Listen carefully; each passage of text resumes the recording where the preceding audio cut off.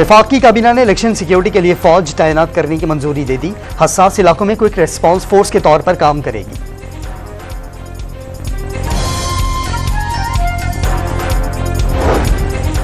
नवाज शरीफ और मरियम नवाज की लाहौर के हल्के NA 130 में इंतखाबी रैली। कारकुनों का कायदीन पर फूलों की पत्तियां निछावर करके इस्तकबाल।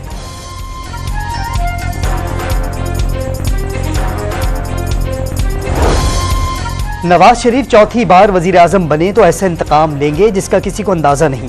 बिलावल भुट्टो का चिन्योट में पावर शो। अवाम से तीर पर ठप्पा लगाकर नफरत की हमेशा के लिए सियासत खत्म करने की अपील।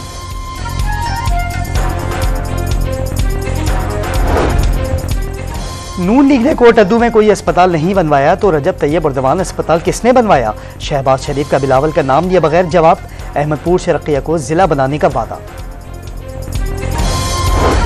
पंजाब में अमन व अमान बरकरार रखने के लिए 12 फरवरी तक दफा 144 नाफिज। असलहे की नुमाइश और हवाई फायरिंग पर कार्रवाई होगी।